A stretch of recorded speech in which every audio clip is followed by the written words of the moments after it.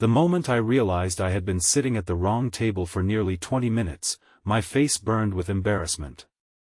I was ready to apologize, stand up, and disappear forever.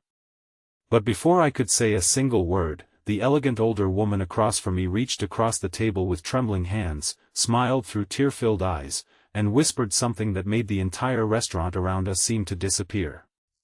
She looked at me with a warmth that carried years of hidden sorrow and quietly said, "I laughed again."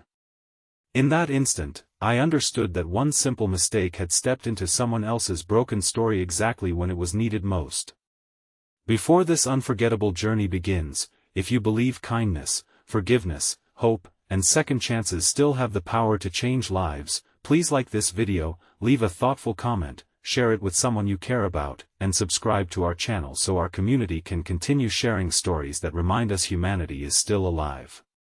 Graham Foster had always believed that life could be planned with enough organization. At 34, he worked as an architectural designer in a quiet coastal city, spent weekends restoring old furniture, and rarely allowed surprises into his carefully arranged schedule. His closest friends often joked that he treated his calendar with more respect than most people treated their families. Yet despite a successful career and a comfortable apartment overlooking the harbor, Graham carried a loneliness he never admitted aloud. After ending a long relationship 2 years earlier, he convinced himself that focusing on work was easier than risking another heartbreak.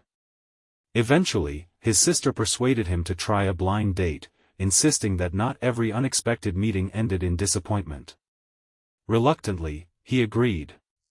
The small daytime cafe chosen for the meeting overlooked a botanical garden bursting with colorful flowers under a brilliant afternoon sun. Families laughed outside while children chased butterflies between carefully trimmed hedges.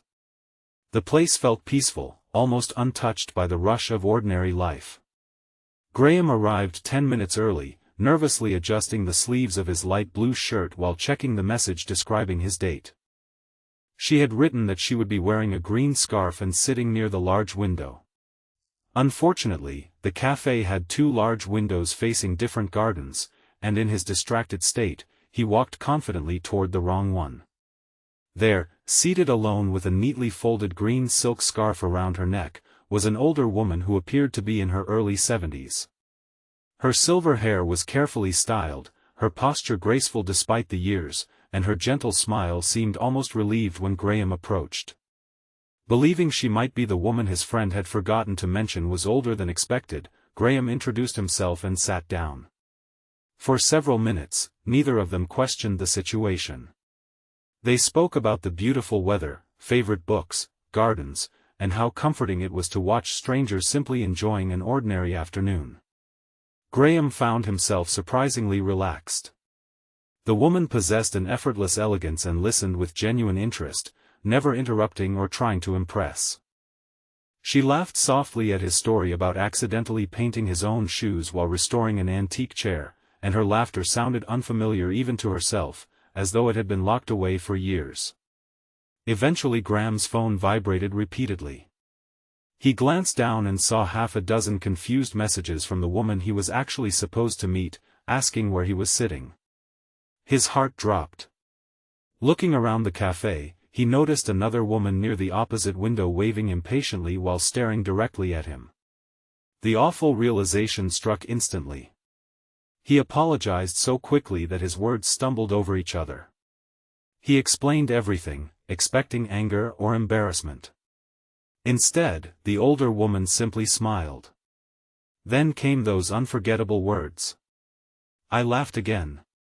She looked out toward the gardens before continuing quietly, her eyes reflecting memories much older than the afternoon sunshine surrounding them.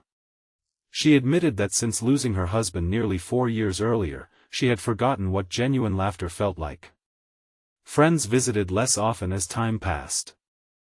Her grown children loved her deeply but lived hundreds of miles away with demanding careers and families of their own.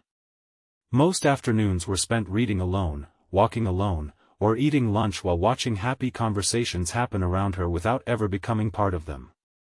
She explained that she came to this cafe every Thursday because it reminded her of the afternoons she once shared with her husband. They would sit by the window, invent funny stories about strangers walking through the gardens, and laugh until people nearby smiled simply from hearing them. After he passed away, she kept returning, hoping the memories would hurt less. Usually they didn't. But today, she said gently, a stranger sat at my table by accident and talked to me like I still belonged in someone's day. Graham felt something inside himself shift. His real blind date stood up across the room, visibly frustrated, grabbed her handbag, and walked away without saying a word. Surprisingly, Graham barely noticed. Instead of chasing after someone he had never met, he ordered another pot of tea and asked the older woman if she would mind finishing lunch together. Her smile answered before her words ever could. Her name was Meredith Sinclair. Over the next 2 hours, Meredith shared stories that felt like carefully preserved treasures. She described meeting her husband during a community art exhibition when they accidentally reached for the same painting brochure. She confessed that he couldn't cook anything except scrambled eggs, yet somehow every breakfast tasted perfect because they always ate together. She spoke about raising 2 daughters, surviving financial struggles, celebrating small victories, and learning that ordinary days often became the most precious memories years later. Graham found himself sharing things he had never told anyone outside his family. He admitted how deeply his failed relationship had damaged his confidence. He confessed that loneliness sometimes filled even his busiest weeks. Meredith listened without judgment, offering no dramatic advice, only understanding. When they finally stood to leave, the afternoon sun still shone brightly over the gardens. Before walking away, Meredith hesitated. She quietly admitted she almost hadn't come that day. She had considered staying home because anniversaries had become especially painful. Yet somehow, through one impossible misunderstanding, her hardest afternoon in years had transformed into one she would never forget.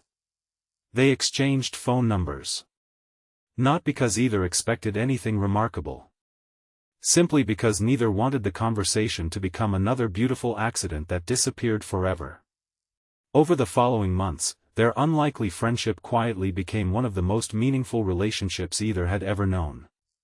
Graham began visiting Meredith every Saturday afternoon. Sometimes they explored museums.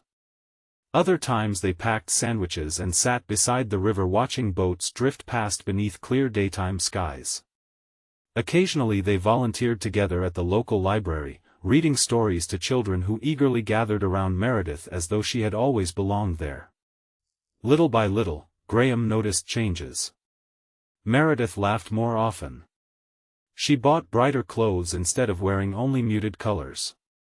Fresh flowers began appearing in her living room again.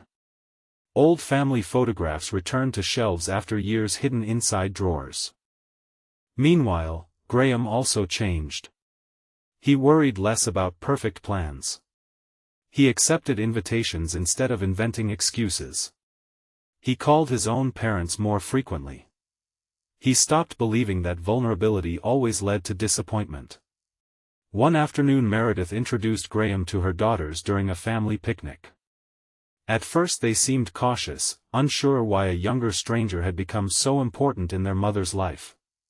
But after watching the effortless affection between them, they understood something they had unknowingly overlooked. Their mother hadn't needed someone to replace family. She had simply needed someone willing to share ordinary moments. The daughters thanked Graham with tears in their eyes, admitting they hadn't realized how isolated Meredith had become. Months later, Graham unexpectedly met someone while helping organize a charity fundraiser Meredith had encouraged him to join. Her name was Laurel Bennett, a teacher with an infectious sense of humor and an extraordinary ability to make everyone nearby feel seen. Unlike every relationship Graham had tried forcing in the past, this one grew naturally through shared conversations, volunteer work, and countless afternoons filled with honest laughter. When Graham nervously introduced Laurel to Meredith, the older woman watched them together with unmistakable pride. She later admitted she had recognized something long before Graham did. The lonely man who sat at the wrong table, she smiled, finally found the right path. Time continued moving forward, carrying joys alongside inevitable sorrows. Meredith's health gradually became more fragile, yet she refused to surrender the optimism she had rediscovered. She insisted on attending Graham and Laurel's outdoor wedding ceremony held on a bright spring afternoon surrounded by blooming trees. Sitting proudly in the front row, she smiled through joyful tears as though witnessing not only a marriage but proof that hope often arrived disguised as mistakes. During the reception, Graham thanked every guest for coming. But his final words belonged entirely to Meredith. Without mentioning the accident directly, he explained that some people enter our lives through invitations. Others arrive through coincidence. Yet the people who change us forever rarely ask permission first. The applause that followed wasn't loud because of beautiful words. It was heartfelt because everyone understood they had witnessed a friendship built not on obligation, but compassion. Years later, Graham often found himself returning to that same cafe with Laurel and eventually their 2 young children. They always requested the same table beside the window overlooking the gardens. The children loved hearing the story of how their father once became so distracted that he accidentally joined the wrong lunch. They laughed every single time. But Graham always ended the story the same way. He reminded them that kindness is never wasted. You never truly know what another person is carrying behind a polite smile. A few patient minutes, sincere attention, and genuine conversation may become the moment someone remembers how to hope again. The empty chair across from them no longer represented sadness. It represented gratitude. Meredith eventually left behind a handwritten letter for Graham and Laurel.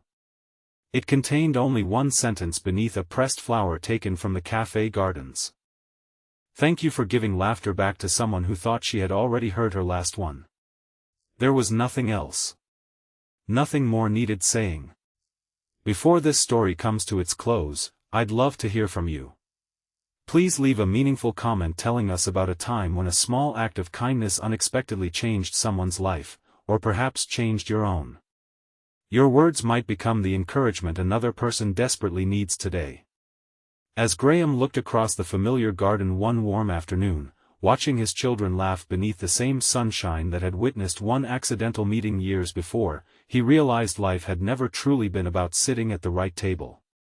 It had always been about choosing to stay when another human heart quietly needed company. The greatest moments are rarely scheduled. They arrive unexpectedly, disguised as inconveniences, mistakes, or interruptions, only revealing their true purpose long afterward.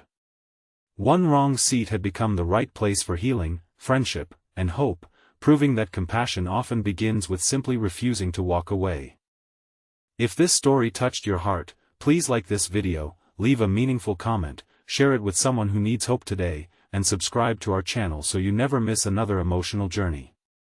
May we all remember that the smallest moments of kindness can become the brightest memories in someone else's life, and may we never underestimate the quiet power of making another person laugh again.